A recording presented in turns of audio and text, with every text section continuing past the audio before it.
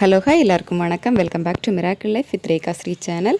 இன்றைக்கி இந்த வீடியோவில் மாம்பழம் பற்றி தான் பார்க்க போகிறோம். அதாவது நம்ம ப்ரெக்னென்சிக்குள்ளே நிறைய டிப்ஸ் வீடியோவில் ஷேர் பண்ணியிருக்கோம். ஸோ அந்த மாதிரி ஒரு டிப்ஸ் தான் பார்த்திங்க அப்படின்னா இந்த வீடியோ.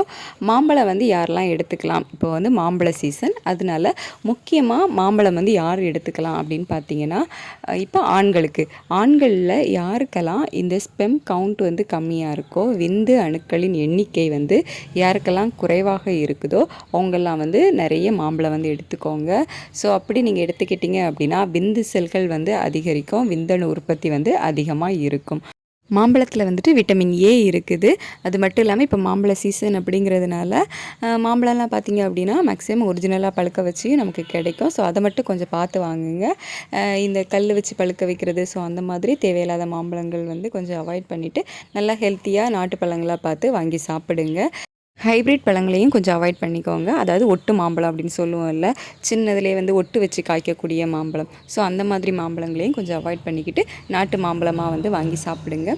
யாரெல்லாம் இந்த மாம்பழம் அவாய்ட் பண்ணணும் அப்படின்னு பார்த்தீங்கன்னா, ப்ரெக்னென்ட் ஆகி நியூ ஸ்டேஜில் இருப்பாங்கல்ல, அதாவது ஃபஸ்ட்டு ஏர்லி ஸ்டேஜில் இருக்கிறவங்க கொஞ்சம் அவாய்ட் பண்ணிக்கோங்க.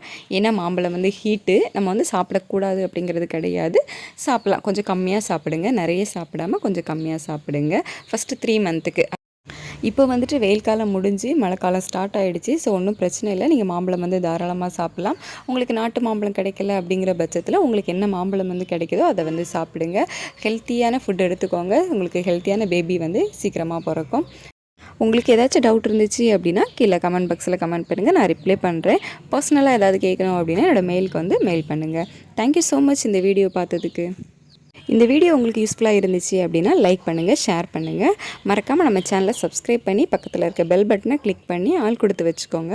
அப்போ தான் நம்ம அடுத்தடுத்து போடுற வீடியோஸ் எல்லாமே உங்களுக்கு நோட்டிஃபிகேஷன்ஸாக வரும்.